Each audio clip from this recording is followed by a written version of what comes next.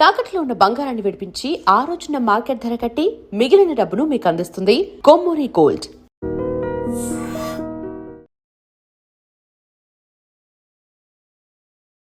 I dream ప్రేక్షకులకు నమస్కారం. దైవానుగ్రహం కార్యక్రమానికి స్వాగతం.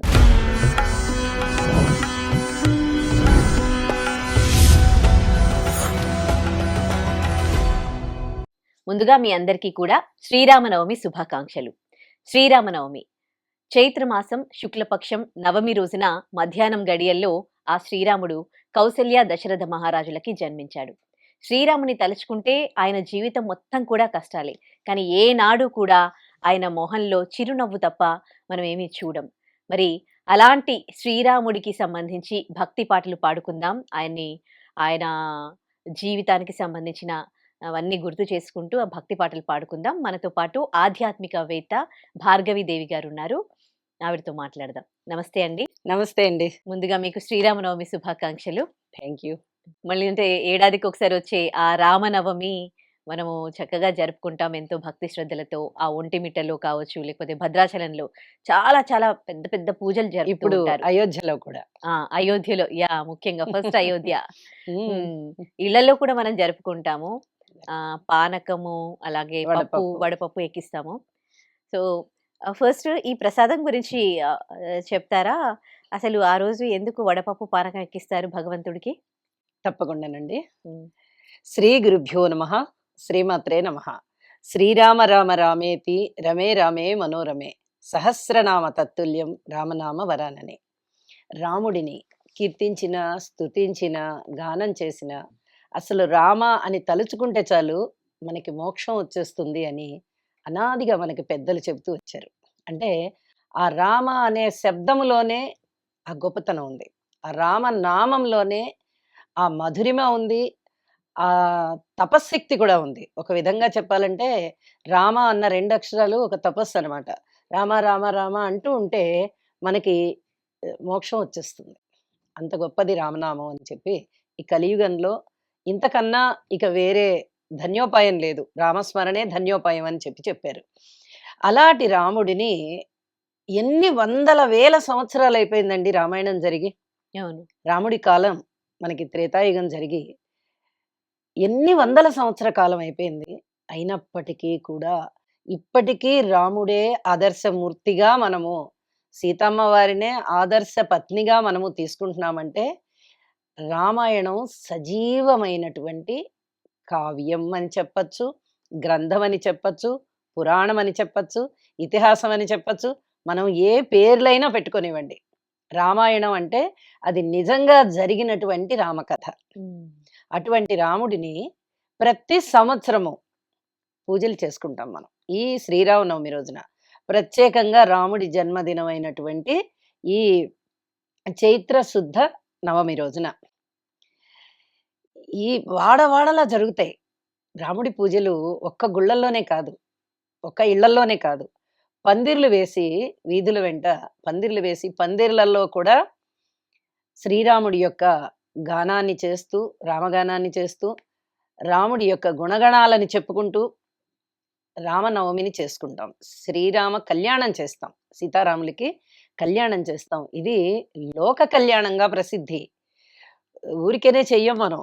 ఏ పండక్కి కళ్యాణం చేస్తాం మనం? శివరాత్రి రోజున అర్ధరాత్రి కూడా శివుడికి మనము అభిషేకాలు చేసుకుని మరుసటి రోజున కళ్యాణాలు చేస్తాం.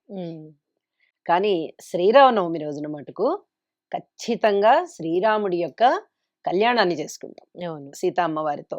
అంటే రాముడు మన జీవితంలో ఎంతగా మమేకమైపోయాడు అనేది మనం గుర్తుపెట్టుకోవాలి. అంత బాగా మమేకమైపోయాడు. రామ రామ రామ. ప్రతి మనిషి కూడా రామ అనకుండా ఉండరు. కనీసం దెబ్బ తగిలినప్పుడైనా అబ్బా రామా అంటారు. అవును.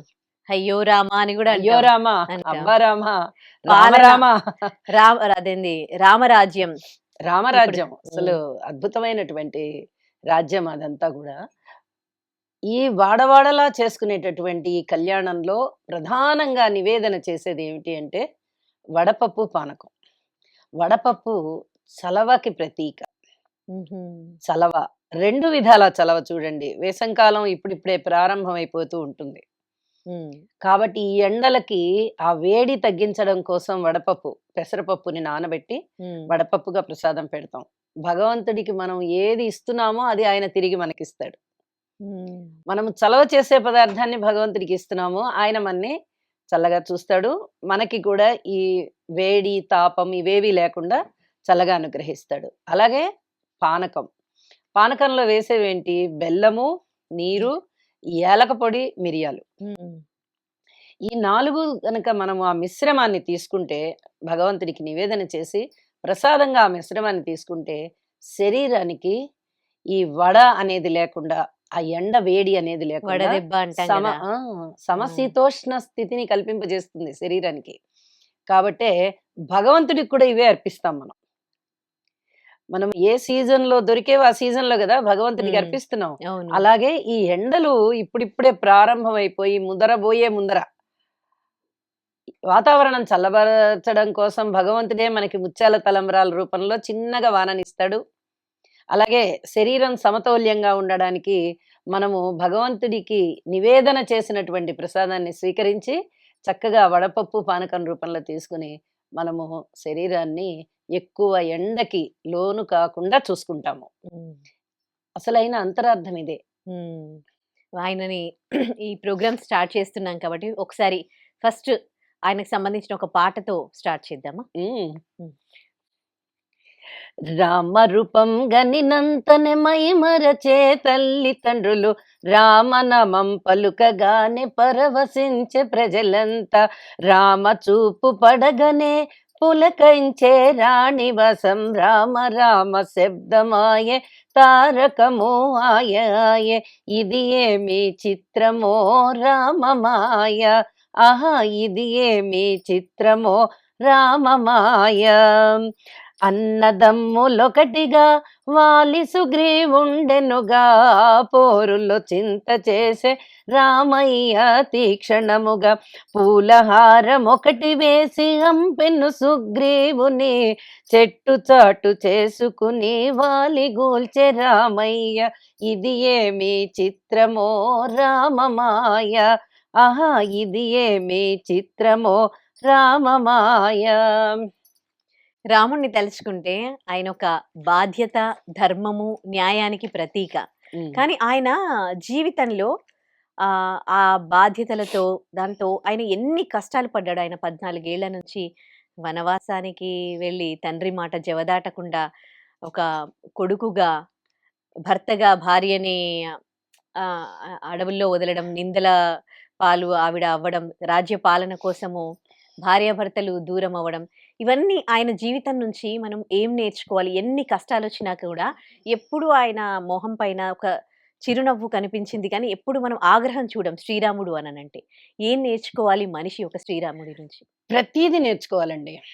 రామాయణంలో మనకి రాముడు ఎలా ఆదర్శవంతుడో, ప్రతి పాత్ర అని అనకూడదు కానీ, కానీ మనము ఇప్పుడు చదువుకున్నాం కాబట్టి అవంతా, కాబట్టి పాత్ర అని అంటున్నాము. కానీ వాళ్ళందరూ పురాణ పురుషులు. వాళ్ళ నుంచి ప్రతి సంఘటన నుంచి, వాళ్ళ నుంచి గూడా ప్రతి ఒక్కటి నేర్చుకోవాలి.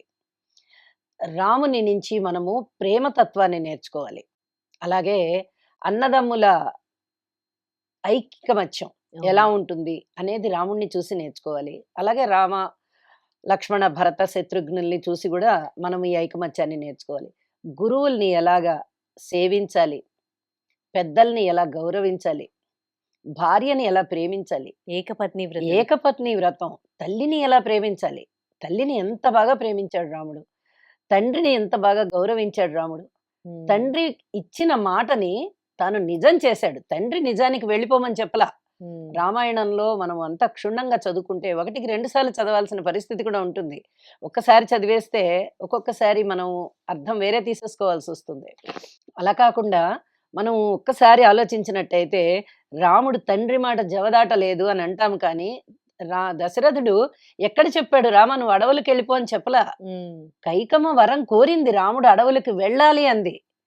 ఆయన నిస్సహాయ పరిస్థితిలో ఏం మాట్లాడలేక ఊరుకుండిపోయాడు. ఎప్పుడో ఇచ్చిన వరాలు ఇప్పుడు అడుగుతోంది కైక. ఉమ్, నా కొడుకు భరతుడు రాజు అవ్వాలి అని అడిగింది కైక. ఉమ్, ఏమీ మాట్లాడలేక ఆయన బాధపడుతూ అలాగ స్పృహ తప్పి పడిపోయాడు. ఉమ్, ఆయన కర్మఫలం ఆయన అనుభవించాలి కదా. ఉమ్, శ్రవణ కథ ఉంది మనకి. ఆయన చివరి స్టేజిలో ఉమ్, ఈ శ్రవణ కుమారుడు ఎలా చనిపోయాడో, వాళ్ళ తండ్రి గుడ్డివాడు అనమాట ఆయన. ఉమ్, తల్లిదండ్రులు శ్రవణ కుమారుని యొక్క తల్లిదండ్రులు గుడ్డివాళ్ళు. గుడ్డివాళ్ళని సేవిస్తూ ఉంటాడు శ్రవణ కుమారుడు. ఉమ్, ఈయనకి శబ్దవేజి విద్య తెలుసు దశరథుడికి. ఉమ్, ఆయన ఒక నీళ్లు పట్టుకుంటూ ఉండగా శ్రవణ కుమారుడు ఆ కుండ నీళ్లలో ముంచిన శబ్దాన్ని, చెరువులో ఉమ్, నీళ్లలో ముంచిన శబ్దాన్ని విని ఇది ఏదో ఏనుగు నీళ్లు తాగుతున్నట్టుగా ఉందని ఆ ఏనుగుని చంపాలి అని ఆ శబ్దం వచ్చిన దిశగా బాణం వేశాడు. ఉమ్, చాలా దూరంలో ఉండి. ఉమ్, ఉమ్, శబ్దవేది విద్య తెలుసు కాబట్టి ఉమ్, ఆయన వేశాడు. కానీ పొరపాటు ఎక్కడ జరిగింది? ఆ శబ్దం వచ్చినది ఏనుగు వల్ల కాదు, ఉమ్, శ్రవణ కుమారుడు కుండ ముంచడం వల్ల. ఆహాహాహా. అది ఆయన పొరపాటుగా అర్థం చేసుకుని వేశాడు. కానీ వేసిన బాణం తగిలింది, గురి తప్పలా. ఉమ్, తగిలి శ్రవణ కుమారుడు చనిపోయాడు. ఉమ్, చనిపోతే ఈ సంగతి తల్లిదండ్రులకు తెలియచెప్పాలి కదా. మరి ఎక్కడో వేటకొచ్చిన రాజు ఉమ్, శ్రవణ కుమారుడికి అంత్యక్రియలన్నీ చేయడానికి అన్ని రెడీ చేసేసి వెళ్ళి, ఇలా నా వల్ల పొరపాటు జరిగింది, నేను దశరథుడిని అని చెప్పి వెళ్ళి చెప్తాడు. గుడ్డి తల్లిదండ్రులు చూడలేరు, ఉమ్, వాళ్ళు కళ్ళు కనబడవు. ఆ, ఇన్నాళ్ళు మా సేవ చేస్తున్నటువంటి మా కుమారుడు, మమ్మల్ని ఎంతో ప్రేమగా చూసుకుంటున్నటువంటి మా కుమారుడు ఇప్పుడు లేకుండా పోయాడు, మాకు నీ వల్ల మా కుమారుడికి మరణం జరిగింది. ఉమ్, నువ్వు కూడా నీ అంత్యకాలంలో నీ కుమారుడు దూరంగా ఉండిపోయి వియోగం వల్ల, ఉమ్, నీ కుమారుడి వియోగం వల్ల నువ్వు మరణిస్తావు, నీ కూడా ఇదే శిక్ష అని చెప్పి ఆ రోజున శాపం ఇచ్చారు. మరి కర్మఫలం అనుభవించాలి కదా. ఉమ్, అందుకని ఆ కర్మ ఇప్పుడు పట్టుకుందనమాట ఉమ్, దశరథుడిని. ఉమ్, ఆయనకి తెలియదు కర్మ ఎప్పుడు అనుభవిస్తామనేది తెలియదు. ఆయన కైకమ్మ అడిగినటువంటి వరాలకి బాధపడుతూ అలాగే స్పృహ తప్పి పడిపోయాడు. నా రాముడిని నేను ఇవన్నీ చేయమని చెప్పలేను అని చెప్పి బాధపడుతూ స్పృహ తప్పి పడిపోయాడు. కైక అమ్మవారు రాముడిని పిలుస్తుంది. ఉమ్, రాముడిని పిలిచి, ఇలా మీ నాన్నగారు నాకు 2 వరాలు ఇచ్చారు ఒకప్పుడు, ఆ వరాలు నేను ఇప్పుడు అడిగాను, అప్పుడు అడగలేదు, ఇప్పుడు అడిగాను. అంటే ఏమిటమ్మా అవి అంటాడు. 1 నువ్వు అడవులకి వెళ్ళాలి, 2 నా కొడుకు రాజు అవ్వాలి. ఉమ్, నాన్నగారి మాటని నేను శిరసావహిస్తున్నాను. మీరు ఆ నాన్నగారిని వరం అడిగారు, మరి నాన్నగారు ఇవ్వాలి కదా వరం, ఇచ్చినట్టే భావించుకోండి, ఉమ్, మా నాన్న మాటని నేను నిజం చేస్తున్నా ఉమ్, అని చెప్పాడు. నమస్కారం చేసి అప్పటికప్పుడు వెళ్ళిపోయాడు. ఇది. వెళ్ళిపోతే సహధర్మచారిణిగా సీతమ్మ వారు కూడా, మీరు లేకుండా నేను ఉండలేను. ఉమ్, మరి రాముడితోనే లక్ష్మణుడు అస్సలు వదిలిపెట్టి ఉండడు ఆయన. అన్నయ్య నీతో పాటే నేను అని వాళ్ళంతట వాళ్ళుగా వాళ్ళ ధర్మానికి లోబడి వాళ్ళు వచ్చారు, అనుసరించారు రాముణ్ణి. అంతే తప్ప రాముడు ఎవరిని బాధ పెట్టలేదు, ఎవరిని ఆయన ఏ పరుషవాక్యం కూడా అనలా. తెల్లవారేటప్పటికి నేను ఒక పెద్ద రాజును అవ్వాల్సిన వాడిని, నన్ను రాజుని చేయడానికి లేకుండా ఇలాగా అమ్మ అని అంటాడు కదా ముగ్గురిని కూడా. ఉమ్, కాబట్టి అమ్మ నన్ను ఇంత బాధ పెడుతోంది అని ఆయన ఏమీ బాధపడలేదు, ఎవరిని ఏమీ అనలేదు, ఆయన కూడా బాధపడలా. అంత స్థిత ప్రజ్ఞత అనమాట రాముడిది. రాముడిలో ధర్మం, నిలువెత్తు ధర్మం ఉందండి. ఉమ్, ఎంత మంచి రాముడు అంటే, రాముడు మంచి బాలుడు అని మనకి ఒక ఉపమానం చెప్తూ ఉంటాం కదా, అంత గొప్పవాడే రాముడు కూడా. రాముడు జీవించి ఉన్నంత కాలం మనకి ఆదర్శవంతుడిగానే ఉన్నాడు. అప్పటికి ఇప్పటికీ రామాయణం చెక్కు చెదరకుండా ఉన్నది అంటే అది రాముడి గొప్పతనం. ఎన్నో ఘట్టాలు ఉన్నాయి కదా ఈ రామాయణంలో. చాలా ఉన్నాయి. మీరు కూడా చాలా పాటలు రాశారు కదా. సో మొదటి నుంచి ఒక్కొక్క ఘట్టంగా మనం పాటలు పాడుకుందామా?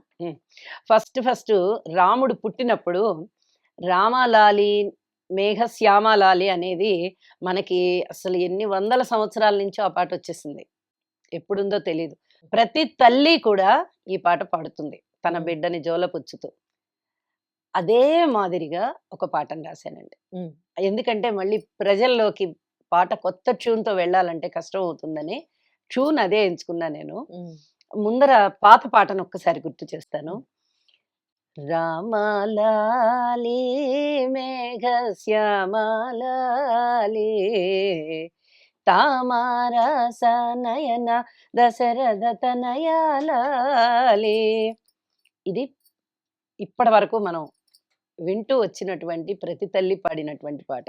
ఉమ్, ఈ రాముడి మీద ఇదే లాలి పాట నేను రాసిన పాట. నేను రాశాను అనే అహంకారం కాదండి, గర్వంగా నా రాముడి మీద నేను రాసుకున్న పాట అని ముద్దుగా. అదే లాలి లాలి పరమానంద లాలి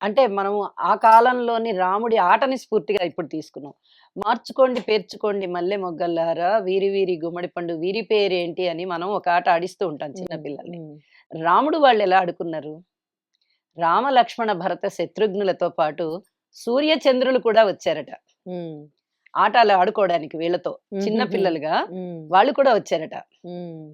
అలా వచ్చినప్పుడు ఒకళ్ళకి కళ్ళు మూసి ఆడతాం గదండీ! ఒకళ్ళని దొంగలాగా అవునవును. పెట్టి అవును. కళ్ళు మూసి ఆడితే దాగుడు మిగతా మూతలు. ఆ! వాళ్ళందరూ దాగుడు మూత, దండకోర అని గూడా హ్మ్. ఉంది దానికి. దానికెలాగా ఒక చిన్న పోయెంలాగా మార్చుకోండి పేర్చుకోండి మల్లె మొగ్గల్లారా, కదలండి మారండి కలువ పువ్వులారా, పొదలమాటు దాగండి పొన్న పువ్వులారా, మీ పేర్లు చెప్పండి మొగలి పువ్వులారా. పువ్వులతో పోల్చి పిల్లలని ఆటాడిస్తున్నారు. అందరి పేర్లు ముందర ఆ ఆటలో పార్టిసిపేట్ చేసిన వాళ్ళందరి పేర్లు అన్నట్టుగా రామ, లక్ష్మణ్, భరత్, శత్రుఘ్న, సూర్య, చంద్ర ఇలా హ్మ్. వాళ్ళ పేర్లు వాళ్ళు చెప్పుకున్నారు ముందర. చెప్పి చెప్తే ఈ ఆడిచ్చేవాళ్ళు మళ్ళీ మార్చుకోండి, పేర్చుకోండి మల్లె పువ్వులారా, హ్మ్. కదలండి మారండి కలువ పువ్వులారా, వీరి వీరి గుమ్మడి పండు వీరి పేరేమి లక్ష్మణ్, బుసకొట్టకు లక్ష్మయ్య పారిపో పారిపో, హ్మ్. వీరి వీరి గుమ్మడి పండు వీరి పేరేమి రామ, రామ్ రామ్ పారిపో, అందాల రామయ్య పొదలమాటు దాగయ్య చెప్తున్నారనమాట. వీరి వీరి గుమ్మడి పండు వీరి పేరేమి భరత, బాలభరత వెళ్ళవయ్య చెట్టు చాటు దాగయ్య, వీరి వీరి గుమ్మడి పండు వీరి పేరేమి శత్రుఘ్న, శత్రు శత్రు వెళ్ళిపో పువ్వు పొదల్లో దాగిపో, వీరి వీరి గుమ్మడి పండు వీరి పేరేమి ఎక్కడి దొంగలు అక్కడే గప్ చిప్ సాంబార్ బుడ్డి. ఆ కాలంలో రామలక్ష్మణులు ఆడుకుంటున్నారు. ఎక్కడి దొంగలు అక్కడే గప్ చిప్ సాంబార్ బుడ్డి, కళ్ళకు కనబడిపోకండి భటుడు వచ్చేస్తున్నాడు మీ పేరును చెప్పేస్తున్నాడు అనంగానే భటుడు ఈ భటుడు అని నేను ఊరికే సరదాగా పెట్టానండి. దొంగ అనడం బాగుండదని. హ్మ్. ఈ కళ్ళు మూసి ఇప్పటి వరకు ఆడుతున్న అతను కళ్ళు తెరిచి ఎక్కడ చూస్తున్నా కూడా రాముడే కనిపిస్తున్నాడు. ఈ పిల్లలని కళ్ళు మూసుకున్నప్పుడు లక్ష్మణ్, రామ, సూర్య ఇలాంటి పేర్లన్నీ చెప్పాడు కానీ, కళ్ళు తెరిచి చూడంగానే హ్మ్. అందరికి అన్ని ఎక్కడ చూసినా అదిగో రాముడు, అదిగో రాముడు, అదిగో రాముడు అని కనిపిస్తున్నాడు.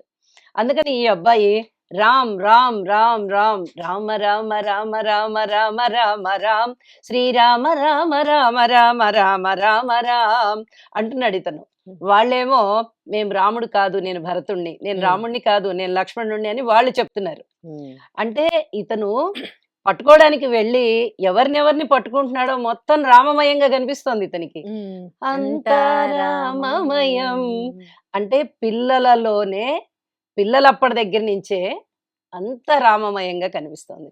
ఆ హ్మ్. పిల్లల ఆటలో ఇలా ఉంటుంది. అప్పుడు వాళ్ళు ఆడుకున్నప్పుడు గూడా ఆ చిన్న పిల్లలకి కూడా అందరూ రామగానే కనిపిచ్చి రామ రామ అని చెప్తున్నారు అని చెప్పి జస్ట్ ఒక చిన్న ఊహతో అలా రాసిందన్నమాట ఇది ఓకే. పోయెట్రీ. అలాగే మీరు నారద తుంబురులు ఇద్దరూ కూడా హ్మ్. రామాయణ ఘట్టానికి సంబంధించి పాడినట్టుగా వాళ్ళిద్దరూ పాడినట్టుగా మీరు రాసినట్టున్నారు గదా! ఒక అవునండి. సాంగ్. ఆ సాంగ్ కూడా పాడతారా? తప్పకుండా. నారద తుంబురులిద్దరూ కూడా గానం చేయడంలో చాలా అద్భుతమైనటువంటి గాన కోకిలలనే చెప్పాలి. ఎందుకంటే వాళ్ళది కీర్తన చేసేటటువంటి సేవనమాట. మనకి 9 రకాల సేవలున్నాయి. అందులో ఒకటి కీర్తన. నవవిధ భక్తుల్లో ఒకటి కీర్తన అనమాట. అది ఎవరు చేస్తారు అంటే నారదుడు చేస్తాడు. హ్మ్. నారదుడు అంతా కీర్తన ఆయన ఎప్పుడు నారాయణ, నారాయణ, నారాయణ, నారాయణ అంటూనే ఉంటాడనమాట. హ్మ్. స్మరణ చేస్తూ ఉండడమే అతని యొక్క భక్తికి నిదర్శనం. నారద తుంబురులిద్దరూ కూడా ఆకాశంలో విహరిస్తూ రాముడి యొక్క కథని గానం చేస్తున్నారనమాట. నారద తుంబుర గానములో సర్వగీతములాలాపనలో సంగీతాంబుధి ఒడిలోన పరవశమందెను శ్రీహరియే రాగాలాపన హృద్యముగా మహతిని మీటుచు నారదుడు నారాయణ నామమును కీర్తించెనులే మై మరచి జయ హో వినాయక జయ హో వాగ్దేవత జయ హో సదాశివ జయ హో చతుర్ముఖ తుంబుర స్వరములు మధురములై కళావతిలో రాగములై శ్రీహరి శ్రీహరి గానముగా నర్తించెనులే అర్చనగా. ఆకాశము వీధిలో నారద తుంబుర గానములో ఆ స్వర మధుజరి పారెనులే తొలకరి జల్లై వినసొంపై. ఆ అయోధ్య నగరమున దశరథరాజు పుత్రుని కొరకు పుత్ర కామేష్టి యాగము సలుప పెద్దల వాకుకు వినయముతో యాగము నుండి అగ్నిహోత్రుడు పాయస భాండమునందించే భక్తితో అందెను ఆ భాండమును కనుల కద్దుకొని భార్యల చేరే. కౌసల్య సుమిత్ర కైకేయిలతో ఆ రాజు 4 భాగములు పాయసానము తినిపించెనుగా ప్రేమ మీరా.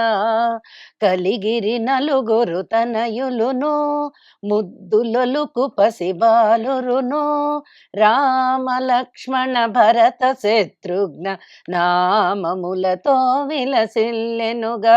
రామ రామ రామ రామ రామ రామ రామ రామ రామ రామ రామ రామ రామ రామ రామ రామ రామ రామ రామ. కన్నుల పంటగా అంతఃపురమున కలియ తిరుగుచూ ముద్దు ముద్దుగా వైకుంఠమునే తలపించే హరి పరివారము పెరుగజొచ్చిరి నీలి రూపముతో రామయ్య నిగనిగలాడుచు రామయ్య కలువ కన్నుల రామయ్య పదుగురి నోట రామయ్య. విడలేరెవరు రాముడిని రెప్పవేయరు రామ సన్నిధిని రామ రామ రామయనుచు మురిసిరి ప్రజలు తన్మయత్వముతో. పెరుగుచుండిరి సోదరులు ముద్దు ముచ్చటతో ఐకమత్యముతో అన్నదమ్ములన వీరేనా అనునానుడిని నిజము చేయుచు బాణమునేచెను రామయ్య అనుసరించెను లక్ష్మయ్య. అన్నదమ్ములకు సాటి లేదుగా ధనుర్విద్యన ఆరితేరెను. విశ్వామిత్రుడు ఒకనాడు వెంటబెట్టుకొని కానల చేరి యాగము రక్షించే మిషతో రామ లక్ష్మణు తోడ్కొని వెళ్ళే యాగము కాచెను రాముండు. సంతోషించెను విశ్వామిత్రుడు ఆదారే మిథిలకు జనగా వెళ్ళిరి 3 స్వయంవరమునకు. అక్కడ స్వయంవరానికి వెళ్ళారండి. విశ్వామిత్రుడు తీసుకొని వెళ్ళాడు. ఇక కళ్యాణ ఘట్టం ఉంటుంది అక్కడి నుంచి.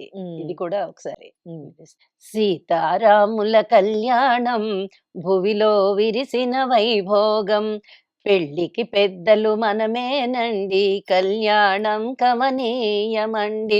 రాముని పరిణయ మహోత్సవానికి అందరికీ ఆహ్వానమండి. ఊరు వాడ పేరంటం చూసిన కనులకు భాగ్యమే భాగ్యం కళ్యాణం కమనీయము కాదా కళ్యాణము కమనీయము కాదా. శ్రీ సీతారాముల కళ్యాణము కమనీయము కాదా. నీలి రంగు దేహమట చంద్రబింబము మొగమట నల నల్లని కన్నులట ఆజానుబాహుడట సొగసుగా ముంగురులు అలరారుచుండునట నిలువెత్తు ధర్మమునకు రామయ్యే ప్రతీకట కళ్యాణం కమనీయము కాదా. శ్రీ సీతారాముల కళ్యాణం కమనీయము కాదా. నొసటి పైన నామముతో బుగ్గన సిరి చుక్కతో బంగారు బాసికముతో కాళ్ళ పారాణితో పట్టు పీతాంబరమును ధరించెను రాముడు. నగుమోముతో భాసించెను నీలి కన్నుల రాముడు. కళ్యాణం కమనీయము కదా. ఇది రాముని గురించి కొంచెం వర్ణన అట్లా ఇచ్చాము. పెళ్లి ఉమ్, కొడుకు కాబట్టి. ఇక పెళ్లి కూతురుగా సీతమ్మవారి భూదేవికి జనించిన భాగ్యము ఈ తేజము బంగారు పొలములో జనకునకు దొరికెను. ఆటలతో పాటలతో అలరారగ పెరిగెను. ఆడపిల్ల ఈడయంతో అనురాగము పంచెను. పట్టు వస్త్రాలతో పసుపు పారాణితో కళ్యాణ తిలకముతో చెంపన సిరి చుక్కతో నును సిగ్గుల బుగ్గలతో పసిడి బాసికముతో కళ్యాణ శోభతో అవనిజ అలరారెను. కళ్యాణము కమనీయము కాదా. శ్రీ సీతారాముల కళ్యాణము కమనీయము కాదా. మిథిల నగరమంతయు వైకుంఠము కాగా సాక్షాత్తు మహావిష్ణువే శ్రీరాముడు కాగా అవనిజ శ్రీలక్ష్మియే మన సీత కాగా బ్రహ్మాది దేవతలు విప్రులుగా మారగా కళ్యాణము కమనీయము కదా. దేవదుందుబులు మ్రోగి శుభములెన్నో పలుకగా వేదవరులు విప్రులు యజుర్వేదమాలపించగా చైత్ర శుద్ధ నవమిన కర్కాటక లగ్నమునందున సీతారాములొక్కటాయే జగమంతా పులకించగా. మాంగళ్యం తంతునానేనా విప్రులు పాడుతున్నది. ఉమ్. మమ జీవన హేతున కంఠే వధ్నామి సుభగే త్వం జీవ శరదాం శతం. ఇలా వస్తుంది. శ్రీరామనవమి ప్రత్యేకతలు ఏంటండి? ఎందుకంటే ఆ రోజు పట్టాభిషేకము చేస్తారు, శ్రీరాముడి కళ్యాణము చేస్తారు, అంతే ఆయన పుట్టినరోజు అంటారు. అసలు ఏంటి శ్రీరామనవమి ప్రత్యేకతలు? ఆయన పుట్టినరోజా, పట్టాభిషేకం జరిగిన రోజా, లేకపోతే కళ్యాణం జరిగిన రోజా? అన్నీ జరిగాయి. అన్ని ఒకే రోజు. శ్రీరామనవమి అదే. రోజునే ఆ, ఆ సంవత్సరాలప్పుడు ఆ వయసుల్లో అన్ని జరిగాయి. కాబట్టే ఆ నవమికి అంత విశేషత ఉంది. శ్రీరాముడి నక్షత్రమే పునర్వసు నక్షత్రము. నవమి రోజు చూడండి, పునర్వసు నక్షత్రాన్ని చాలా ఇదిగా తీసుకుని ఆ నక్షత్రం రోజునే కళ్యాణం చేస్తారు. కానీ శ్రీరాముడు ఆ రోజు జన్మించి చాలా కష్టాలు పడ్డారని ఇప్పటికీ, అంటే ఆ నవమి రోజు ఏవైనా కార్యాలు చేయాలంటే భయపడతారు కదా. నవమి తిథికి మనము అష్టమి నవములు ఎక్కువగా ఇష్టపడము, కానీ పునర్వసు నక్షత్రం చాలా మంచిదండి. శ్రీరాముడి నక్షత్రం కాబట్టి మనకి ఎన్నో చక్కగా నక్షత్రాలు 27 నక్షత్రాలు ఉన్నాయి. 27 నక్షత్రాలలో కూడా అన్ని మంచి నక్షత్రాలే. నక్షత్రం ఇది మంచిది అది మంచిది అని ఏం లేదు, కానీ పునర్వసు నక్షత్రంలో శ్రీరాముడు జన్మించాడు కాబట్టి అది చాలా గొప్ప నక్షత్రం అని చెప్పుకుంటాము. రాముడు ఆదర్శ పురుషుడు. నిజానికి విష్ణుమూర్తి అంశే శ్రీరాముడిది. కానీ మానవుడిగా జన్మించినప్పుడు ఎన్ని కష్ట సుఖాలు పడవలసి ఉంటుందో ప్రజలకి ఆదర్శంగా చూపించడం కోసం ఆయన కష్టాలు పడ్డాడు తప్ప ఉమ్, ఆయన మనసుకి ఏ కష్టము లేదండి. ఉమ్, కష్టాన్ని అనుభవించి చూపించాడు ఆయన. ఉమ్. అంతేగాని వాళ్ళందరూ ఆదర్శ పురుషులు, పురాణ పురుషులు. వాళ్ళు ఆ కష్టంలోనే ఉండిపోతే వాళ్ళు మనుషులైపోతారు. అవును. ఆ మానవాతీతులు మహావిష్ణువు వాళ్ళు. 7వ అవతారం శ్రీరాముడు కదా. అంటే కారణ జన్ముడు కదా. ఏ కారణం చేత శ్రీరాముని జననం జరిగింది? ఇక్కడ మనము అంబరీషుడి కథని ఒకసారి గుర్తు తెచ్చుకోవాలి.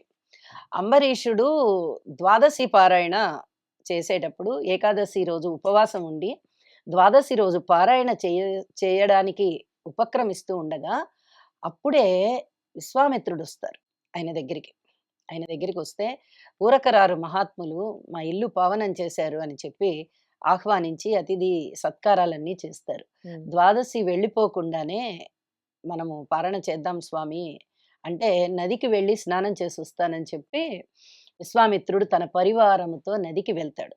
నదికి వెళ్ళి ఎంతసేపటికి రాడు. ద్వాదశి గడియలు దాడిపోతున్నాయి. అయ్యో దాటిపోతున్నాయే అని చెప్పి ఈ పండితులందరూ, ఆయన చక్రవర్తి కాబట్టి ఆయన దగ్గర చాలా మంది ఉంటారు, హ్మ్. పరివారం అంతా ఉంటారు. వాళ్ళందరినీ సంప్రదిస్తాడు. వచ్చిన ఆయన చాలా మహానుభావుడు. అన్నిటికన్నా ముఖ్యంగా అతిథి. హ్మ్. అతిథి వచ్చినప్పుడు మన ఇంటికి, వారికి మనము సత్కారం చేయకుండా, భోజనం పెట్టకుండా, లేదా ఇతర పళ్ళు, పాలు ఏమీ ఇవ్వకుండా మనము భోజనం చేయడం అనేది మన సంప్రదాయంలో లేదు. ఈ సంప్రదాయం మనకక్కడి నుంచే వచ్చింది. హ్మ్. సంప్రదాయంలో లేదు. ఎలాగ తినాలి? ఎలాగా పాలన చేయాలి? హ్మ్. ఇప్పుడు అంటే పండితులందరూ కలిసి ఒక తీర్మానం చేస్తారనమాట. కొంచెం తులసి తీర్థం తీసుకోండి స్వామి. అది పారణతో సమానము అవుతుంది. అలాగే పారణ కాకుండా కూడా అవుతుంది. కాబట్టి కొద్దిగా అలా తులసి తీర్థం పుచ్చుకోండి అంటే, సరే ఎంతో కష్టం మీద, అతి కష్టం మీద మనస్సుని నిగ్గబట్టుకొని, దైవాపరాధం చేసే కన్నా, ఒకవేళ విశ్వామిత్రుడికే గనక కోపమొచ్చి ఏదన్నా శపించినా, ఈ శాపాన్నైనా నేను అందుకుంటాను. హ్మ్. అంతేగాని భగవంతుని పట్ల నేను ద్రోహం చెయ్యలేను. ఏకాదశి రోజు ఉపవాసం ఉండి, ద్వాదశి పారణ చెయ్యకుండా ఉంటే అది భగవంతుడి పట్ల నేను చూపించేటటువంటి నిరసన అయిపోతుంది. కాబట్టి నేను తప్పకుండా తీసుకుంటాను. పెద్దలు కూడా, పండితులు కూడా అదే చెప్పారు కాబట్టని, కించిత్తు తులసి తీర్థం అలా తీసుకోబోతూ ఉంటాడు. కరెక్ట్‌గా అదే సమయానికి నది విశ్వం. నుంచి వచ్చినటువంటి విశ్వామిత్రుడు, "నువ్వు నాకు ఆతిథ్యం ఇవ్వకుండా హ్మ్. పారణ చేస్తావా? తులసి తీర్థాన్ని నువ్వు పారణ చేస్తావా?" అని చెప్పి అన్ని రకాల శాపాలు పెట్టేస్తాడు. ఏది నీళ్ళల్లో పుట్టాలి, హ్మ్. మత్స్యావతారం, హ్మ్. అలాగే కూర్మావతారం, వామనావతారం, నరసింహ అవతారం అన్నిటికి చెప్పేస్తాడు. ఒక పందిగా పుట్టు, ఒక్కొక్క చేపగా పుట్టు, ఒక వామనుడిగా పుట్టు, ఒక జ్ఞానిగా పుట్టు. జ్ఞానిగా ఉంటావు. కానీ నువ్వు జ్ఞానివన్న సంగతి నీకు తెలీదు. నువ్వు అజ్ఞానంలోనే ఉంటావు. అలాగే ఒక రాజుగా యాదవ కులంలో పుడతావు కానీ రాజువవ్వవు. హ్మ్. అని ఇలాగా అటు జంతువు కాకుండా, ఇటు మనిషి కాకుండా పుట్టు అని ఇలా అన్ని రకాల శాపాలు పెడతాడు. హ్మ్. అయితే ఈయన మహాభక్తుడవ్వడం చేత అంబరీషుడు ఆ హృదయంలో, ఆయన హృదయంలో సాక్షాత్తు శ్రీ మహావిష్ణువే కూర్చుని, "ఇవన్నీ నేను స్వీకరిస్తున్నాను. ఈ శాపాన్నంతా నేను స్వీకరిస్తున్నాను" అని చెప్పి ఈ అంబరీషుడికి వినబడకుండా చేస్తాడు. హుహుహు. తరువాత సుదర్శన చక్రాన్ని ప్రయోగిస్తాడు. ఇక ఆ సుదర్శనం బారిన పడి పడలేక అన్ని లోకాలకి వెళ్ళి బ్రహ్మని, ఈశ్వరుడిని అందరిని కోరితే, "మేము ఏమి చేయలేము." విష్ణుమూర్తి సుదర్శన చక్రాన్ని విష్ణుమూర్తి సంధించుంటాడనమాట. అయితే ఆ సుదర్శనం బారిన పడలేక, అమ్మో! సుదర్శన చక్రం నన్ను తరుముకొస్తోందని విశ్వామిత్రుడు పారిపోయి అన్ని లోకాలకి వెళ్ళి అందరిని అభ్యర్థిస్తాడు. హ్మ్. శివుణ్ణి అడుగుతాడు, బ్రహ్మని అడుగుతాడు. "మేమెవ్వరం నిన్ను కాపాడలేము. విష్ణుమూర్తి పంపించినటువంటి సుదర్శనం అది శిక్షించాల్సిందేను. నువ్వేం తప్పు చేశావో వెళ్ళి మళ్ళీ అంబరీషుని కాళ్ళ మీదే పడు" అని చెప్తే, మళ్ళీ వచ్చి అంబరీషుడు చిన్నవాడు, విశ్వామిత్రుడు పెద్దవాడు. "నువ్వు చిన్నవాడివి, నీ కాళ్ళ మీద నేను పడలేను. నన్ను క్షమించు" అని చెప్పి కోరుకుంటాడనమాట. "లేదు స్వామి, మీరంత మాట అనకూడదు" అని చెప్పి సుదర్శనాన్ని ఆపేస్తాడు. హ్మ్. ఆపేస్తే సుదర్శనం ఆగదు. హ్మ్. నన్ను సంధించిన తర్వాత నేను శిక్షించాల్సిందేను. అసలు నీకిందులో సంబంధం లేదు అంబరీష. నువ్వు పక్కకుండు. నేను గదా వెళ్ళాలి ఆయన మీదకి, విశ్వామిత్రుడి మీదకి అని సుదర్శన చక్రం చెప్తే, నేను నీతో యుద్ధమైనా చేస్తాను గానీ, ఈ పురుషోత్తముడిని నువ్వేం చేయడానికి నేను ఒప్పుకోను. విశ్వామిత్రుల వారి మీదకి నువ్వు వెళ్ళడానికి వీల్లేదు అని చెప్పి సుదర్శనాన్ని అడ్డగిస్తాడు. సుదర్శనం అప్పుడు చెప్తుంది, నీ గొప్పతనం లోకానికి తెలియడం కోసమే ఈ నాటకం అంతా జరిగింది హ్మ్. అని చెప్తే, అప్పుడు మళ్ళీ విష్ణుమూర్తి ప్రత్యక్షమయ్యి, నా భక్తుల్ని ఎవరన్నా శిక్షించినట్టయితే, ఇలాగా శాపాలిచ్చినట్టయితే, నేను ఆ శాపాలు వాళ్ళకి అంటకుండా చేస్తాను. హ్మ్. కాబట్టి నేనే, మీరు శాపం పెట్టింది మీ మాటని తృణీకరించడానికి లేదు. నేను ఆహ్వానించుకున్నాను కాబట్టి, ఈ దశ అవతారాలు కూడా లోక కళ్యాణం కోసం నేనే మళ్ళీ అవతరిస్తాను అని చెప్తాడు. అలాగే అన్నిట్లలోనూ అన్నీ అవతరించాడు. రాముడిగా కూడా ఆయన అవతరించినటువంటి కారణం అదే. అంటే హ్మ్. కొంత అజ్ఞానము ఉంటుంది, జ్ఞానము ఉంటుంది. తనే దేవుణ్ణి అని తనకి తెలియని అజ్ఞానము. హ్మ్. నేను ఒక మనిషికి పుట్టాను గాబట్టి నేను మనిషిని అనే అనుకుంటాడాయన. మానవ జన్మే నాది అనుకుంటాడు. ఆ అజ్ఞానంలో ఉన్నాడనమాట. అంతే తప్ప ఆయన మహాజ్ఞాని, పూర్ణజ్ఞాని, విష్ణుమూర్తి యొక్క అవతారం ఇం శ్రీరాముడు. ఇంకొక పాట ఏదైనా పాడతారా? అలాగేనండి. మనకి ఆంజనేయ స్వామి మనకి నవవిధ భక్తులు అని ఉన్నాయి. అందులో నవవిధ భక్తుల్లో ఆంజనేయ స్వామి భక్తి కూడా ఒకటి. దాస్యం. అంటే ఒక దాసిలాగా ఆయన ఎప్పటికీ అంటే ఎదురు ఏమీ కోరుకోని విధంగా ఉంటుంది ఆయన యొక్క హ్మ్. భక్తి. ఆంజనేయ స్వామి ఎంతసేపున్నా మనం రామ్మంటూ అంటాం. బాగా నమ్మకంగా ఉన్నవాళ్ళని, బాగా బంటు ఇదిగా అంటారు. ఉన్నవాళ్ళని అవును. రామ్మంటూ, రమ్మంటారు. రామ్మంటూ అంటుంటాం. అంటే ఏంటి? ఇంకా ఆ భక్తికి ఎదురు లేదు. నిస్వార్థమైన భక్తి అనమాట అది. పాదసేవనం చేస్తూనే ఉంటాడాయన. ఇంక వేరే ఏమీ ఉండదాయనకి. రామ, రామ, రామ, రామ అనుకుంటూ ఆ భగవంతుడి సేవలో అలాగా ధ్యానం చేసుకుంటూ ఉండిపోతాడు. అయితే రాముడి యొక్క ముద్రికలు ఏ విధంగా ఉంటాయి ఆంజనేయ స్వామి మీద అంటే హృదయంలో సీతారాములుంటారు. అలాగే సంజీవ పర్వతం. హ్మ్. చనిపోయిన వాళ్ళని తిరిగి బతికించడానికి ఉపయోగపడేటటువంటి ఒక గొప్ప ఔషధం. రామనామం కూడా అంతే గొప్ప ఔషధం. కాబట్టి ఆ రెండిటికి ఒక పోలిక అన్నమాట. తర్వాత ఆంజనేయ స్వామి వాలం చాలా అమోఘమైనదది. హ్మ్. అద్భుతమైనది. అలాగే ఆంజనేయ స్వామి గద. అలాగే ఆంజనేయ స్వామి నుదుటి మీద ఉండేటటువంటి నామం. దాన్నే మనం రామనామం అని కూడా అంటూ ఉంటాం. ఈ ఐదిటిని కూడా పంచరత్నాలు. ఈ 5 రత్నాలు అని భావించుకొని ఒకటి రాసున్నానండి. అది వినిపిస్తాను ఇప్పుడు. రామ రామ రామ అనే ఈ రామనామము మోక్షానికి దారి చూపు భవతారక మంత్రము. రామ రామ రామ అనే ఈ రామనామము మోక్షానికి దారి చూపు భవతారక మంత్రము. 3 నామాలతోటి కూడియున్న ఈ తిలకము సృష్టికి నీ స్థితికి నీ లయమునకు కారణము. ఊర్ధ్వముగా దారి సాగే ఈ తిలక ధారణము నుదుటిపై చెడు రాతను మార్చివేయు నామము. నుదుటిపై చెడు రాతను మార్చివేయు నామము. రామ రామ రామ అనే ఈ రామనామము మోక్షానికి దారి చూపు భవతారక మంత్రము. నడిమి బొట్టు రామయ్యగ ఎడమ బొట్టు సీతమ్మగ కూడి ఉండే లక్ష్మణయ్య మా కన్నుల పండుగంట. తెలుపు రంగు శాంతిగా ఎరుపు రంగు క్రాంతిగా ఆవరుసే నొసట జేరి కాంతులేనుచున్నదట. ఆజ్ఞ నీవు రామయ్య నీ బంటును నేనయ్య. ఆజ్ఞ నీవు రామయ్య నీ బంటును నేనయ్య. రామ రామ రామ రామ రామ రామ రామ శ్రీరామ రామ రామ రామ రామ రామ రామ్. వాలము. ఇప్పుడు బొట్టు చెప్పాము. వాలము అంటే తోక అన్నమాట. కేసరి నందనుడి తనువు నందు మొలిచిన ఈ వాలము జ్ఞానమునకు ఆలవాలమైనదట. వానరులకు భూషణము శత్రువులకు బంధనము ప్రియతములకు నేస్తము జగన్మాత నివాసము. ప్రియతములకు నేస్తము జగన్మాత నివాసము. సుమంగళుల మాంగళ్యము రక్షించే వాళ్ళము రక్కసుల ప్రాణములను హరించే వాళ్ళము. తోక పెంచి మీదికెక్కి ఆసనముగా చేసుకున్న అంజనీసుతుని యొక్క వాలమే వాలము. అంజనీసుతుని యొక్క వాలమే వాలము. రామనామ జపముతో పులకించిన వాలము రామనామామృతమున తరించిన వాలము. రామసేతు సమయమున రాయినెత్తిన వాలము లంకిణిని పిడిగుద్దుతో హతమార్చిన వాలము. సుగ్రీవుని శ్రీరాముని మైత్రి చేసే ఈ వాలము లంకకేగి సీతమ్మను గుర్తించిన వాలము. రావణుని విభవమును తెలుసుకున్న వాలము లంకకేగి శత్రువులను హతమార్చిన వాలము. లంకకేగి శత్రువులను హతమార్చిన వాలము. వాలమే ఆయుధము వాలమే ప్రాణము వాలమే పరివారము వాలమే విక్రమము. కేసరి నందనుడి తనువు నందు మొలిచిన ఈ వాలము జ్ఞానమునకు ఆలవాలమైనదట. సీతారాములు హృదయంలోనే ఉంటారు ఎప్పుడు. మనకి ఆంజనేయ ఆంజనేయ స్వామి స్వామికి. చిత్రపటాలలో ఎక్కువగా కనిపిస్తూ ఉంటుంది. అంటే హ్మ్. మనం భావన కూడా అలాగే చేసుకుంటాం. హ్మ్. రాముడి యొక్క ఆలోచనలే గదా హనుమలో ఎప్పుడు ఉన్నవి. కాబట్టి హృదయంలో కూడా వాళ్ళే ఉన్నారు అని.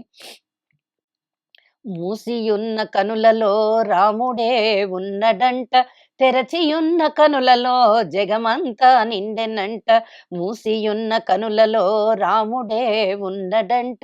తెరచియున్న కనులలో జగమంతా నిండెనంట, వేదమాత రాముడంట, విప్రులలో రాముడంట, రాజ్యమే రాముడంట, రామనామ భాగ్యమంట.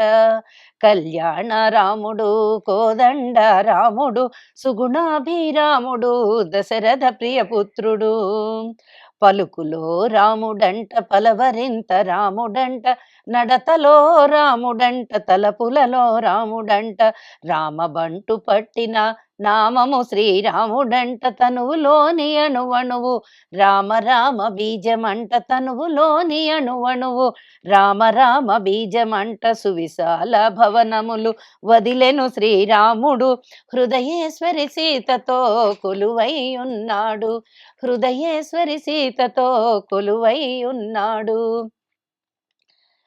గద గద గురించి, భూత ప్రేత పిశాచముల నివారించే ఈ గద, రక్కసులను కూల్చడములో ఆయుధముగా వాడెను గద, అస్త్ర శస్త్ర మంత్రములతో నిండియుండెను గద, జెండాపై కపిరాజుగా జయ చిహ్నమునిచ్చెను గద, జెండాపై కపిరాజుగా జయ చిహ్నమునిచ్చెను గద, బాలార్క బింబము వలె ప్రకాశించును గద, అంజనీ పుత్రుని భుజముపై వాలెను గద, తోకరాయ హస్తమందు అమిరినది ఈ గద, అలంకార భూషణమై ఒప్పియున్నది గద, విజయమునకు సూచనగా పైకి లేచెను గద, శత్రువులకు గుండెలలో భయము గొల్పును కదా.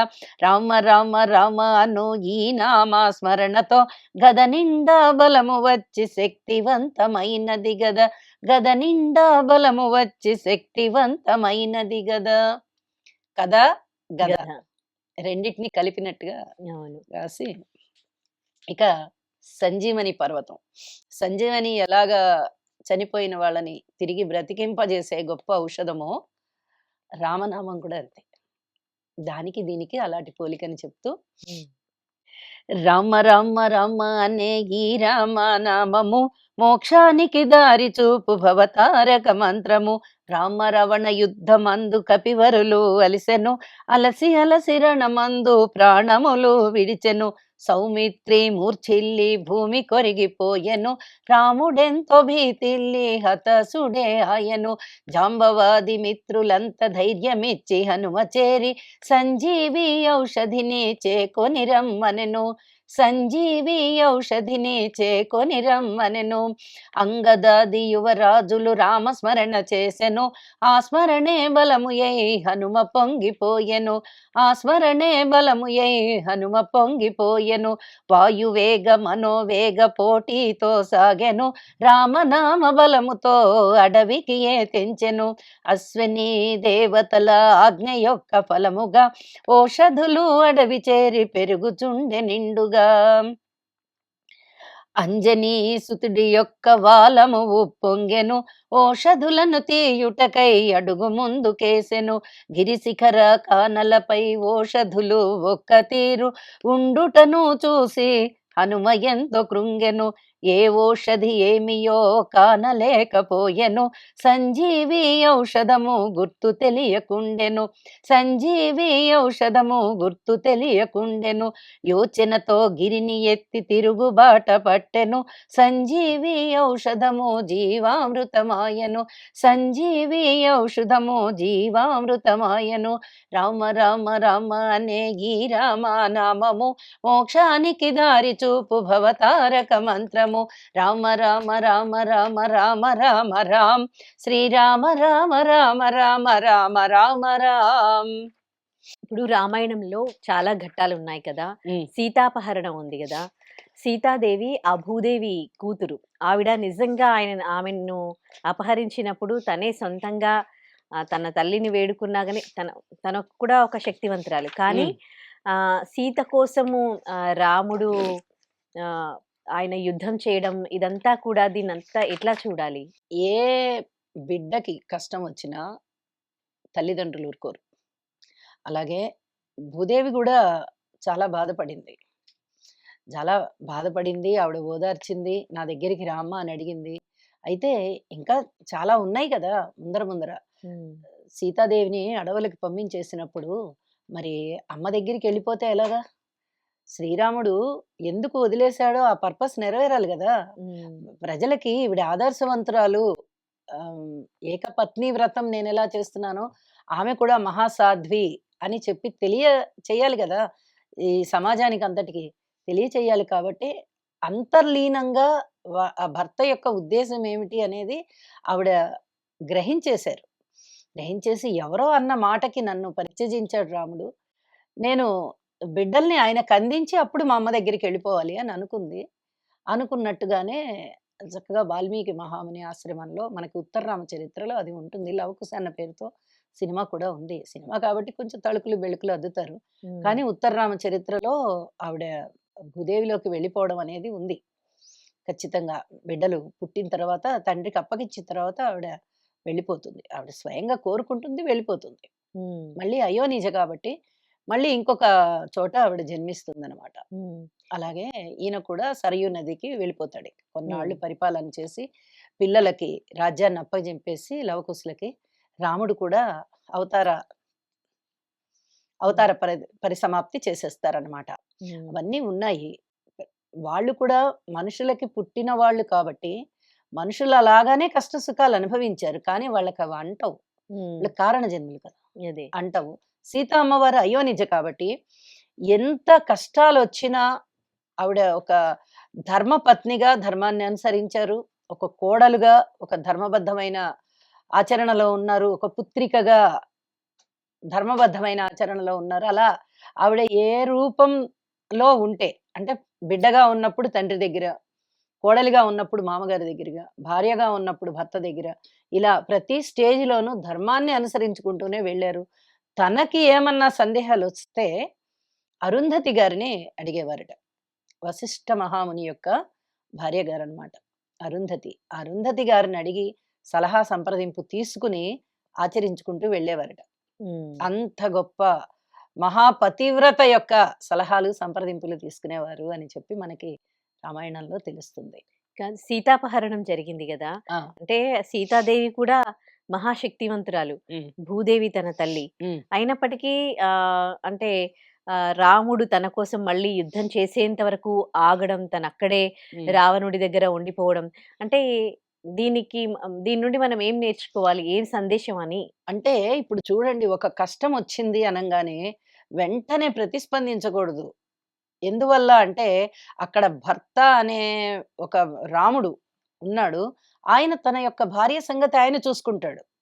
అంతే. ఇప్పుడు జనక మహారాజు యుద్ధం చేయలేడా? అయినా ఎందుకు ఊరుకున్నారు సీతాపహరణం జరిగిన తర్వాత? భర్తగా తన ధర్మాన్ని తను హ్మ్. నిర్వర్తించుకుంటాడు. నేనెందుకు వెళ్లి కల్పించుకోవాలి అనుకోని ఆయన కామ్‌గా ఊరుకుండిపోయాడు. అలాగే హ్మ్. భూదేవి కూడా. వాళ్ళ యొక్క ధర్మాలు ఏవున్నాయో అవి హ్మ్. పాటించాలి వాళ్ళు. అంతే తప్ప రావణాసురుడి చెరలో ఉంది గదా! అని భూదేవి అప్పుడు తనలోకి తీసేసుకోకూడదు. హ్మ్. తీసేసుకుంటే ఈ ఆదర్శవంతులు ఎలా అవుతారు? హ్మ్. ప్రపంచానికి ఒక ఆదర్శవంతమైన జంట సీతారాముల జంట అని వెళ్ళాలి గదా! ఒక సందేశం. అది హ్మ్. కూడా అంతర్లీనంగా భగవంతుళ్ళందరికీ తెలుసు. హ్మ్. అందుకనే గదా! ఎప్పుడు విజయం గలిగిన వాళ్ళు పూలవాన కురిపిస్తూ జయజయధ్వానాలు జేస్తూ వచ్చారు గదా! వచ్చారే కానీ డైరెక్ట్‌గా వెళ్ళిపోయి హ్మ్. రావణుడి లంకలో సీతమ్మ వారున్నారని ఎందుకు చెప్పలా? హనుమంతుడు వెళ్ళాలి. ఇవన్నీ ఇలా జరగాలనుంది. హనుమంతుడు వెళ్ళాలి. అక్కడ వెతకాలి, దొరకాలి. ఆవిడ జాడ కనిపెట్టాలి. అప్పుడు వచ్చి రామయ్యకి చెప్పాలి. హ్మ్. ఈ కథలన్నీ ఇలా జరగవలసున్నది కాబట్టి, అలా జరిగేంత వరకు పైనుంచి చూస్తున్నటువంటి భగవంతుళ్ళైనా, ప్రకృతి అయినా, పంచభూతాలైనా ఎవరైనా చూస్తూ ఉండాల్సిందే. హ్మ్. అంతకు మించి వాళ్ళ ప్రవర్తన కూడా ఉండకూడదు. అయితే సీతాపహరణం జరిగినప్పుడు యుద్ధానికి రాముడు సిద్ధమైనప్పుడు ఈ వానర సేనంతా కూడా రామ సేతు అది నిర్మాణం జరిగినప్పటికి సంబంధించిన ఆ ఘట్టానికి సంబంధించి కూడా మీరొక మంచి పాట రాశారు గదా! రాశానండి. ఆ పాట రాశాను. వినిపిస్తారా? వినిపిస్తాను. ఇది చాలా సరదాగా ఉంటుంది. మనకి వానర సేన అనంగానే అందరికి తెలుసు. వానరులు అంటే ఎవరు? కోతులు. కోతులు అంటాం. మనం కోతి అని ప్రత్యేకంగా అనము. ఆ జంతువుని చూసినప్పుడు కోతి అంటాం తప్ప, అవును. ప్రత్యేకంగా మనం ఇలా రామాయణంలో ఇలా పవిత్రమైనటువంటి వానరులు అంటాం. ఇవన్నీ మాట్లాడుకునేటప్పుడు ఈ కథల గురించి వానరుడు, వానరులు అంటూ ఉంటాం. మరి వీళ్ళందరూ వాళ్ళ యొక్క కపి చేష్టలుంటాయి గదండీ! ఆ చేష్టలు ఏ విధంగా ఉన్నాయంటే, రావణాసురుడిని చంపేయాలి. మనందరం యుద్ధానికెళ్తున్నాం గదా! అని వాళ్ళని ఆ రావణాసురుడి మీద ధ్వజం ఎత్తినట్టుగా ఈ రాళ్ళని మోసుకుంటూ ఒక్కొక్కటి రాయి మీద శ్రీరామ రాసుకుంటూ వెళ్ళి ఆ సముద్రంలో పడేస్తున్నారు. సేతు నిర్మాణం జరగాలి గదా! హ్మ్. ఆ పడేస్తున్నప్పుడు ఈ కపి ప్రవృత్తి ఎలా ఉంది అనేది సరదాగా మాటల్లో అన్నమాట. అరి అంటే శత్రువు. శత్రువు గదా! ఇప్పుడు రావణాసురుడు అరి ఓరి ఓ దశకంఠ నీ జిమ్మడ ఇంకా ఒక్కొక్కళ్ళు ఒక్కొక్కలాగా తిడుతున్నారనమాట. హ్మ్. అరి ఓరి ఓ దశకంఠ నీ జిమ్మడ అరి ఓరి ఓ దశకంఠ నీ బుద్ధేను తగ్గిపోయేను కదరా అరి ఓరి ఓ దశకంఠ నీ జిమ్మడ అరి ఓరి ఓ దశకంఠ లంకకు పయనమయ్యాము ఓ మూర్ఖుడా ఈ సేతు నిర్మిస్తున్నాము నిర్భాగ్యుడా లంకకు పయనమయ్యాము ఓ మూర్ఖుడా ఈ సేతు నిర్మిస్తున్నాము నిర్భాగ్యుడా ఓహో ఓహో రామ్ ఓహో ఓహో రామ్ ఓహో ఓహో రామ్ ఓహో ఓహో ఓహో ఓహో రామ్ ఓహో ఓహో రామ్ ఓహో ఓహో రామ్ ఓహో ఓహో ఇది పల్లకి పట్టుకునే బోయిలు ఓహో ఓహో భీమ్ అంటూ వెళ్తారు. మనకి చాలా చోట్ల అవును. నవల్స్‌లో అలా అవునవును. తెలుస్తూ ఉంటుంది. పాత సినిమాలలో కనిపిస్తుంటది. సినిమాల్లో గూడా ఆ! ఓం ఓహం ఓహం భీం ఓహో! భీం ఆ! భీం అనుకుంటూ ఎళ్తారు. ఆ! అంటే వాళ్ళ యొక్క శ్రమని ఆ సౌండ్ ద్వారా బయటికి పంపించేస్తూ తీసేస్తున్నారు. ఉండి, ఆ! శరీరాన్ని తేలిక చేసుకొని, ఆ పల్లకీని మోసుకుంటూ వెళ్ళిపోతారు వాళ్ళు. అలాగే రామసేతు నిర్మించేటప్పుడు వానరులు గూడా రాముడి యొక్క మాటని, స్వరాన్ని వాళ్ళు ఉచ్చరించుకుంటూ, రావణాసురుడిని ఒక పక్కన తిట్టుకుంటూ, "వస్తున్నానురా నీ పని జెప్తామని" చెప్పుకుంటూ, ఆ రాయి మీద శ్రీరామ అని రాసుకుంటూ వెళ్ళి, "ఓహో! ఓహో! రామ్" హ్మ్. అంటూ ఆ రాయిని మోస్తూ వెళ్ళి నీళ్ళలో వేసేస్తున్నారనమాట. మా సారథి రామయ్యేనంట ఓ రాక్షసుడా మారేడు సుగ్రీవయ్యంట ఓ సన్నాసోడ నీలంకను ఛిద్రం చేసేయ పాపాత్ముడా నీ సేనల తుంచేసేయంగా దుర్మార్గుడా నీ తలలు నరికేసేయంగా ఓ దుష్టుడా మా అమ్మను తెచ్చేసేయంగా ఓ నీచుడా లంకకు పయనమయ్యాము ఓ మూర్ఖుడా ఈ సేతు నిర్మిస్తున్నాము నీ తేజం నేలారాలునురా ఓ రావణుడా నీ విభవం మంట గలుసునురా ఓ రాక్షసుడా నీ ధైర్యం సన్నగిల్లునురా ఓ త్రాష్ట్రుడా నీ తనువు నేల ఒరుగునురా అప్రాచ్యుడా ఓహో ఓహో రామ్ ఓహో ఓహో రామ్ ఓహో ఓహో రామ్ ఓహో ఓహో ఇంత చెప్పిన తర్వాత మళ్ళీ రాముడి యొక్క గొప్పతనాన్ని కూడా వాళ్ళు చెప్తున్నారు.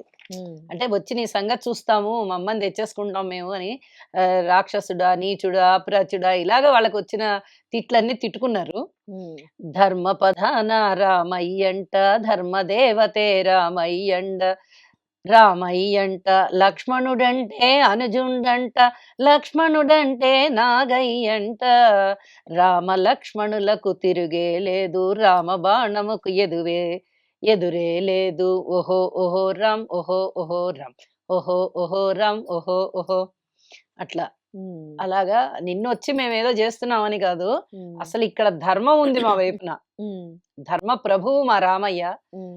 అని చెప్పి రాముడి గురించి కూడా ఒక పొగడ్తలు చెప్తూ వాళ్ళు ఆ అలసట తీర్చుకుంటూ రామసేతు నిర్మించారు అని చెప్పి మనము ఇక్కడ రాముడిని పూజిస్తాం కదా! హ్మ్. శ్రీలంకలో రావణుడిని పూజిస్తారు. అలాగే మనకి దసరా టైంలో కూడా మనము రావణ అది చేస్తాము. వధ రావణ వధ జరిగినట్టుగా. చేస్తాము. హ్మ్. కానీ అక్కడ అంటే వేరేలా చేస్తారు. రావణుడిని దేవుళ్ళలా కొలుస్తారు అని. దేవుళ్ళ అంటే ఆయనలో శివభక్తి తత్వం ఉంది కాబట్టి, ఆ భక్తికి సంబంధించి భక్తులు ఆ భక్తిని కొంచెం ఆదర్శంగా తీసుకొని ఉంటారు. కానీ రామరావణ యుద్ధంలో రాముడికి, రావణాసురుడికి యుద్ధం జరిగేటప్పుడు ఒక చిన్న కాన్వర్సేషన్ లాగా పెట్టాను.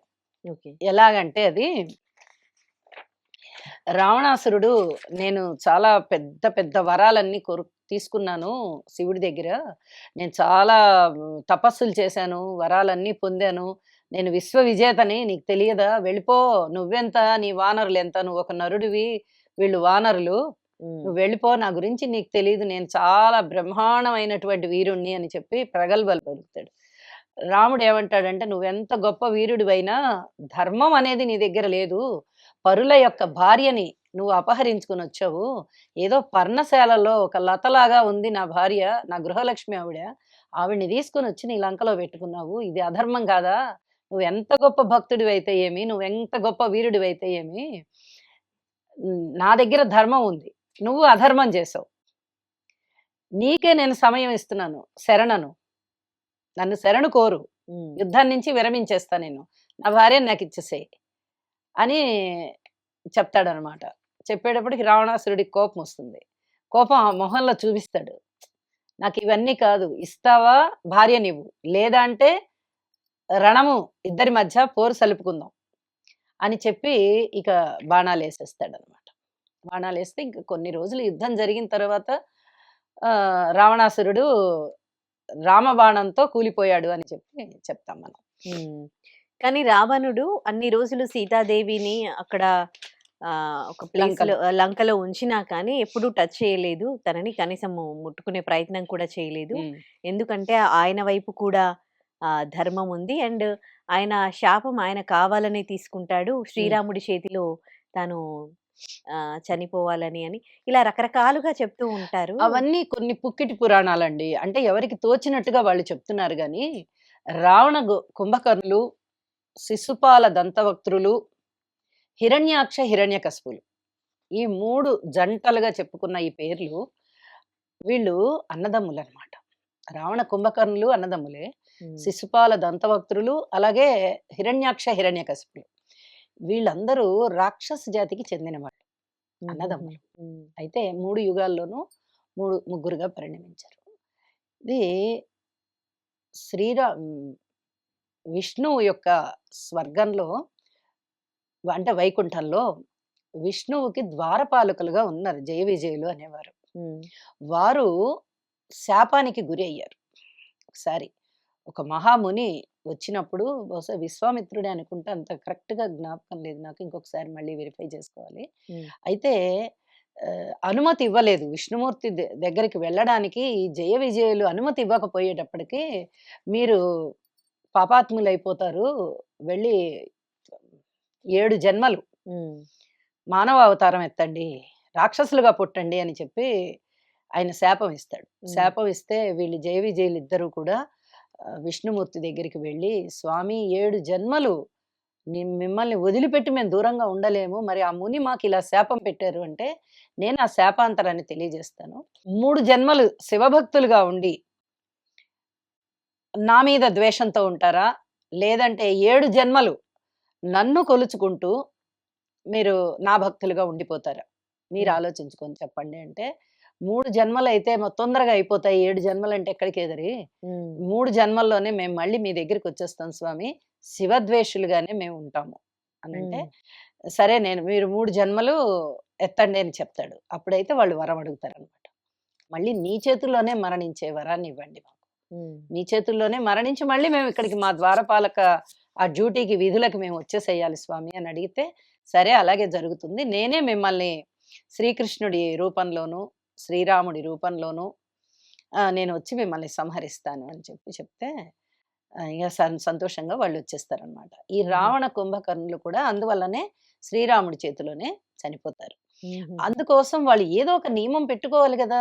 మరి కరెక్ట్‌గా వీళ్ళు ఏది పూర్వజన్మలో అంటే పూర్వాశ్రమంలో అనుకోండి. పూర్వాశ్రమంలో వీళ్ళు కోరుకున్నారు కదా! భగవంతుడి చేతిలోనే సాక్షాత్తు మరణిస్తామని. హ్మ్. అలా కోరుకున్నప్పుడు ఏవో కొన్ని నియమాలు పెట్టుకుంటే తప్ప ఉమ్, ఆ భగవంతుడి చేతిలో మరణం ఉండదు. అవును. అందుకని అలాంటి నియమాలు వాళ్ళు పెట్టుకున్నారు. అంతే. నీ రాముడొచ్చి నిన్ను తీసుకెళ్ళిపోతే ఆయన్ని ఓడిస్తా నేను. ఉమ్, అప్పటి వరకు నిన్ను టచ్ చేయను అన్నాడు. అది ఒక మూర్ఖత్వమే. కానీ అసలు వరం అక్కడ ఉంది. ఉమ్, ఆయన చేతిలో మరణించే వరం ఒకటి తీసుకొనున్నారు. అందుకు గాను ఈయనకి బుద్ధి పుట్టింది అనుకోవాలి. ఉమ్, ఉమ్. అంతే. ఇంకొక భక్తి పాట పాడతారా? ఒక్కటి రాముడిని స్తుతిద్దామండి. ఉమ్, ఎందుకంటే రామరావణ యుద్ధంలో రాముడు బాణాలేశాడు. చక్కగా రావణాసురుని యొక్క వధ జరిగిపోయింది కాబట్టి శ్రీరాముడిని ఒక్కసారి మనం అలాగా స్తుతించుకుంటూ ఇక మంగళహారతి చెప్పేద్దాం. ఉమ్.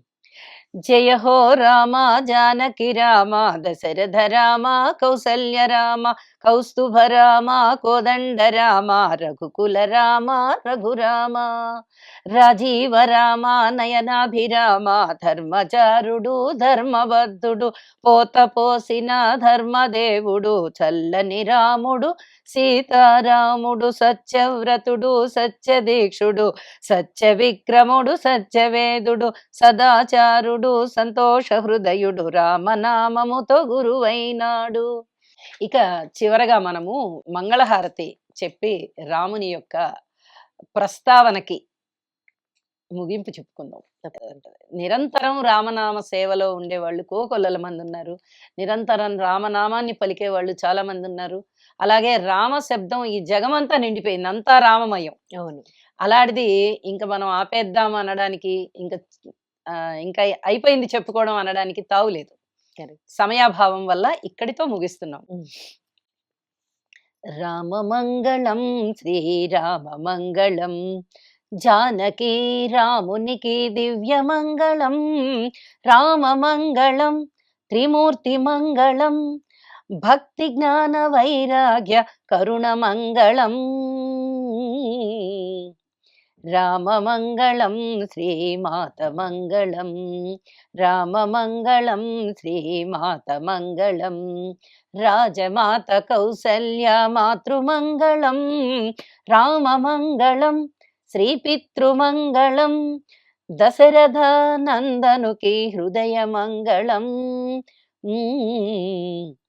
రామమంగళం శ్రీ అనుజమంగళం రామమంగళం శ్రీ అనుజమంగళం రామయ్య అనుజుల ఆత్మీయ మంగళం రామమంగళం శ్రీదాసమంగళం రామనామదాసుల రమ్యమంగళం రామమంగళం లోకనాథమంగళం రామమంగళం లోకనాథమంగళం రామనామ తపము చేయు సాధుమంగళం రామమంగళం వాల్మీకి మంగళం ఆదికవి వాల్మీకి ఆర్తిమంగళం రామమంగళం శ్రీ హనుమమంగళం రామమంగళం శ్రీ హనుమమంగళం రామబంటు హనుమ ఆరాధ్యమంగళం రామమంగళం మా హృదయ మందిరం భార్గవీ నరసింహుల భక్తి మంగళం రామమంగళం శ్రీరాజమంగళం రామమంగళం శ్రీరాజమంగళం సర్వజనావళికి కమనీయ మంగళం రామమంగళం శ్రీరాజమంగళం సర్వజనావళికి కమనీయ మంగళం. థ్యాంక్ యూ అండి. శ్రీరామనవమి సందర్భంగా ఆ రాముని స్తుతిస్తూ మా వ్యూవర్స్ కి మంచి మంచి పాటలు వినిపించారు. ధన్యవాదాలు. ధన్యవాదాలు.